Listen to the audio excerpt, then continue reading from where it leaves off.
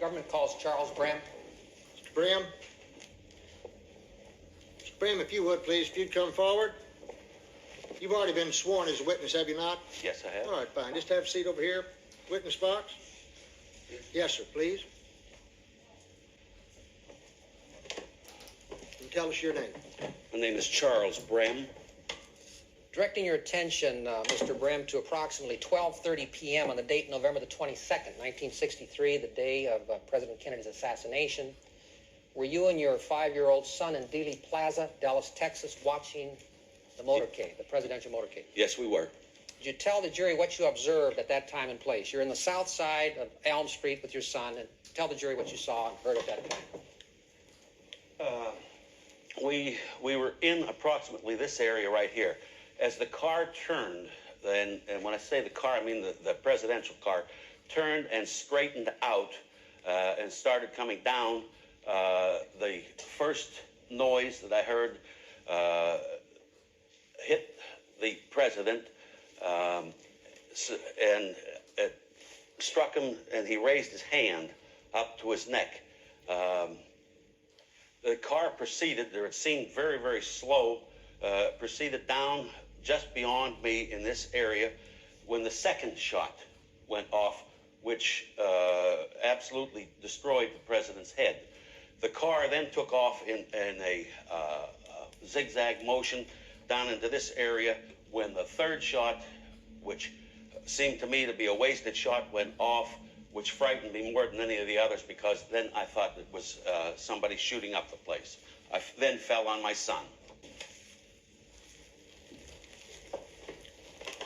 How long would you estimate, Mr. Brem, the interval was between the first and the third shots? First and third shot, somewhere around 7 seconds. Okay. Did you form any opinion as to the location from which the 3 shots you heard came? I told the officers that it came from one of the 2 buildings, one of which was the school book depository, the other one over that corner, one of the 2. You feel very confident about that? Yes, sir, I do. In other words, you feel the shots, you believe the shots came from behind the president, is that correct? Absolutely. No further questions.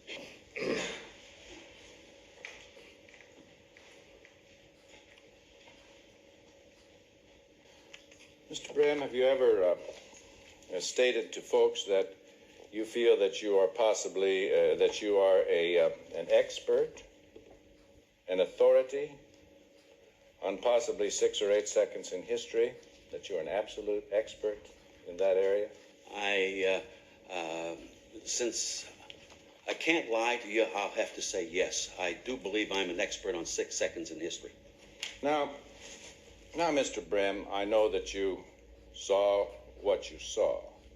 Have you seen the Zapruder film? I saw it on a quick run-through. I have not studied it or any frames. Well, let's look at it together for just a moment. Could we have the Zapruder film, the enhanced version, at regular speed? There's the sign in front of it. Now the president, he goes forward, grabs his neck.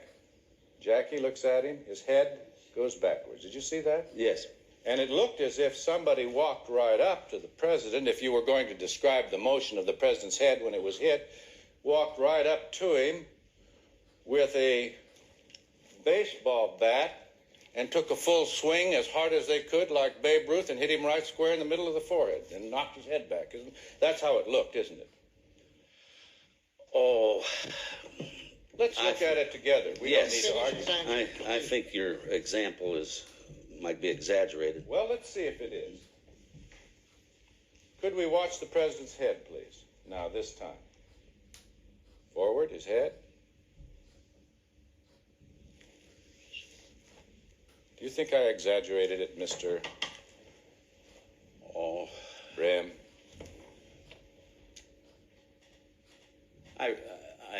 I can't say. I withdraw the question.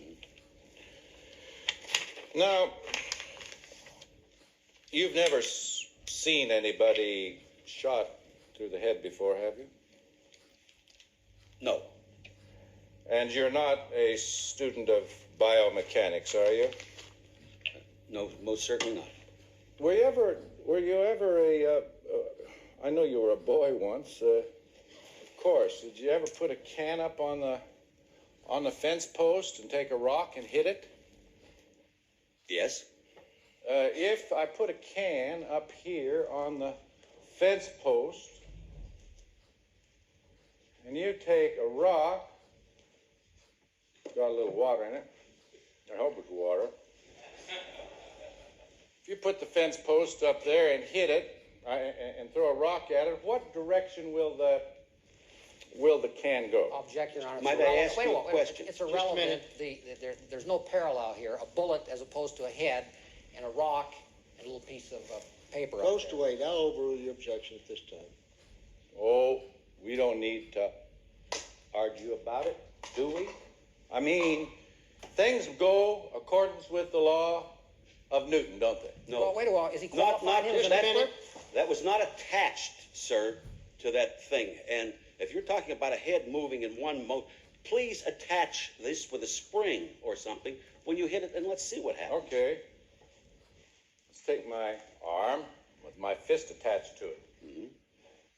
See that spot there? Yes. Hit it. Hit it again. That's That enough. hurt. That's enough. Oh, Are you no sure? theatrics, counsel, please. All Let's right, go. sir. Let's get off of that. Well, Your Honor, I'm doing the best I can. Yes. Now, how long has it been since you've seen the Zapruder film and studied it as closely as we have with the jury just now, before you testified? Years. How many years, sir? Possibly 15. And so, would it be fair to say that the jury has as good a recollection now of those 6 or 8 seconds from having seen the Zapruder film as you? I would say that the jury has as good a recollection of seeing something purported on film. You question the Zapruder film as being inaccurate? No, I question your analysis of it. I see. Thank you.